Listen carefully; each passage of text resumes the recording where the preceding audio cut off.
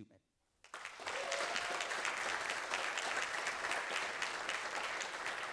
Who's the most important person you know? Who's the most important person you know? Who's the most important person you know? Why was that so difficult tonight for some of you here to say that you were the most important person that you know? Virtually every one of you here can influence thousands of people in your life. What are you going to be able to give to somebody if you don't feel good enough about yourself to give them something? The challenge of that statement is, how do you put it into practice? And so often, our hourglass runs down before we understand how to be able to do that. So I have a question for all of you tonight. If you can answer this question, I am willing to buy you dinner any place of your choice. Any place of your choice. How do you know? How do you know that you don't only have 6 months to live? How do you know that you don't only have 6 months to live? I was speaking at a school in California a few months ago. A 14-year-old girl who was supposed to have been at that program was killed the night before coming back from a basketball game in the fog. I spoke out at a high school near the Detroit airport. Two friends were fighting with another guy. Captain of the football team walked in, went to break up that fight. Somebody put a knife into his gut, and he died on the way to the hospital. I am sure those two people did not get up that morning and say, this is the last day of the rest of my life. There are no guarantees. No guarantees. Every day we get a chance to see this. Every day we see people, wrong place, wrong time, a tragedy. But it's there. And the question tonight is, how do you max out the time that you have left? So let me ask you a question. How many of you have been in the last few years to a funeral? Raise your hand. Second question. Reach into your heart and your gut and ask yourself, how many of you went to that funeral in the last year or 2 or 3 to somebody who you thought died too young or died before their time? Raise your hand again. You know, it's devastating for all of us, obviously myself included. You see, we magically believe that when we tell someone we care about, I'll see you later, I'll talk to you on the phone tonight, I'll meet you, we actually expect that that person is going to be there in our lives. And when someone in our life breaks the chain, every one of us here realizes we are only on borrowed time. We are only on borrowed time. Tonight for this TED Talk, this program is not about death. It's about the time that we have left and how fragile that is and how we don't know. See, all too often for me, I get the calls in my life from people after there's been a tragedy, after they absolutely understand what this concept is. And so I want to share with you a recent voicemail that I got that really brings it home. Really brings it home. Hey, Jim, it's Greg. All that stuff we've been talking about all these years just came to a head last night. So I almost died last night. I was on a plane that almost crashed in Texas. It didn't crash. We made an emergency landing. We had to spiral downward. It was the scariest thing that I've ever experienced in my whole life.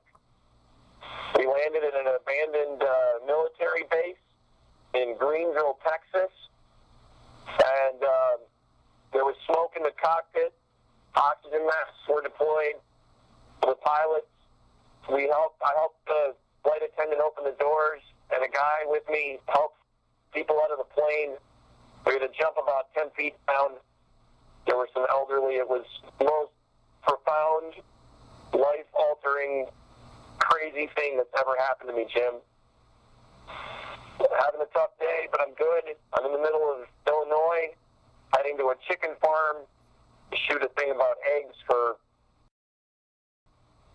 I'll talk to you soon. I love you, and I want to thank you for reminding me all this time what I just got reminded last night.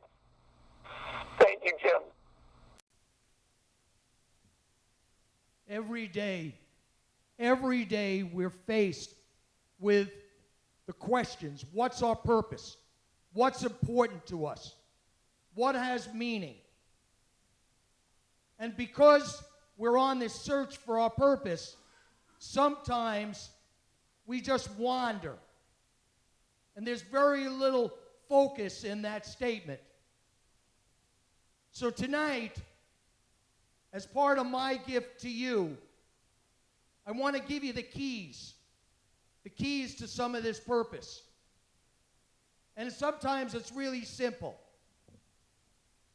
If you've tuned this out up until now, take 10 seconds and ask yourselves, how do I want the people in my life who I love and who love me to remember me? And put it up at the top of the list in your life and live it out. How do I want the people who I love and who love me to remember me? If some of you want to be remembered as a great friend, put that one up at the top of the list in your life and live it out. If some of you want to be remembered as just a person who was there when people needed you, put that one up at the top of the list in your life and live it out. If some of you just want to be remembered as a person who cared, put that one up at the top of the list in your life. Because at the end of our lives, people will only remember our hearts.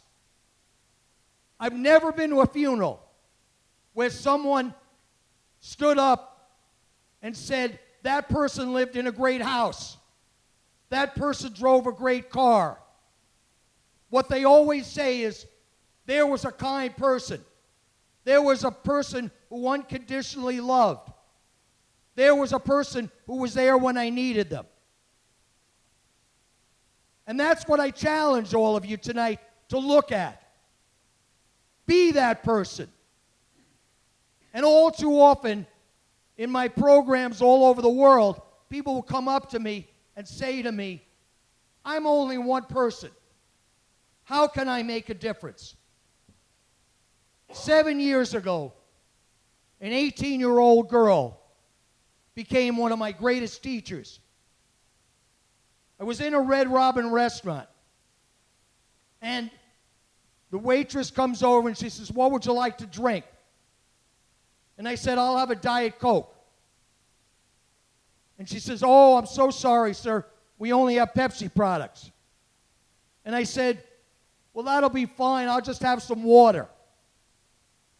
But she looked at me, and she quizzically looked at me, and then she said to me, do you really want a Diet Coke?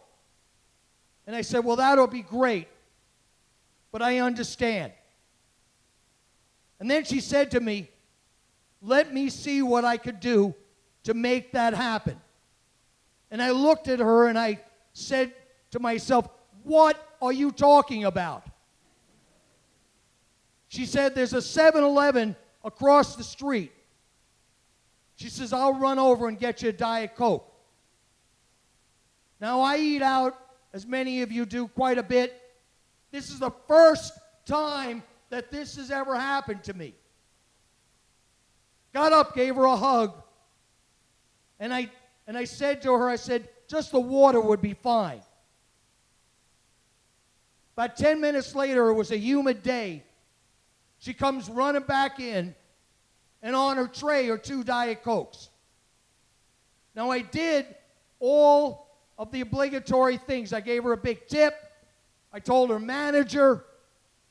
I even called the corporate office. But I left that day. And I said to myself, if she at 18 years old could go the extra mile, then I could get up every single day of my life and do something kind for somebody. And that is living your life with passion. That is living your life to the fullest. That is living a no regrets life. And there hasn't been a moment from then till now when something hasn't appeared. And the big question for all of us is, look around. Look around. I wear this bracelet, this white bracelet that I designed that says, happy people live outside themselves. If we're so consumed with ourselves, then we'll never look around and see. And if we look around and see, we can make this a better world. Because we're living in a time unprecedented in our history. Going to the movies, going to church, in schools, soft targets. Unprecedented.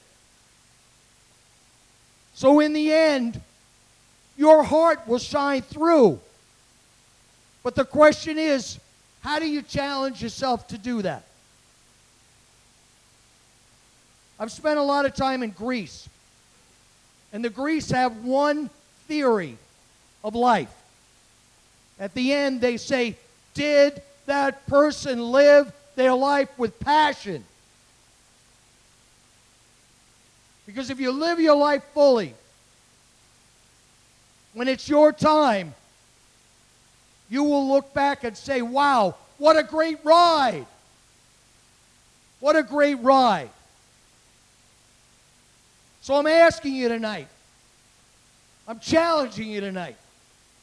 Go out and tomorrow, tonight, the next day, look around.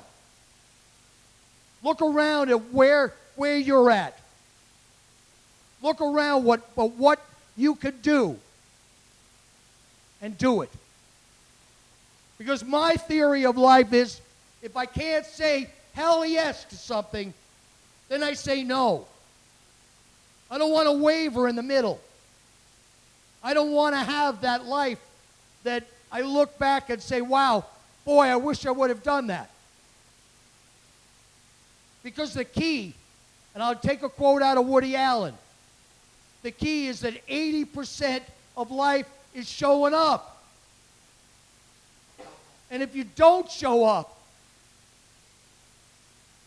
nobody is going to come and knock on your door and say, here, I've got 2 Super Bowl tickets. I've been to every major event in the world, and I never buy tickets ahead of time. I know that I'm going to get in. I know. And that just didn't come out of the air. That came by showing up and the continuation of showing up. There's a phrase I have on my mirror.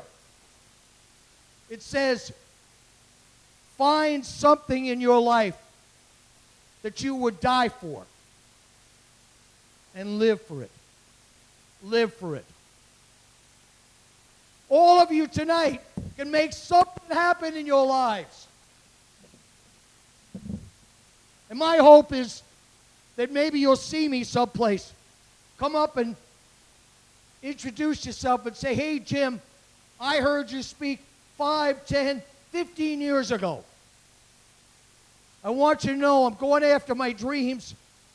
I'm feeling great about myself.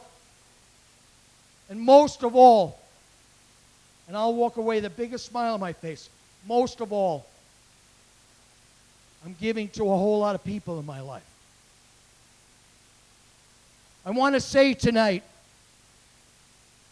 thank you for allowing me to share my heart with you. Because that, theoretically, is who I am. And every day of my life, I hope that I'm granted an opportunity to share that heart and to do something meaningful Because you can't change the world, but you can change your little corner. And that's the place to start.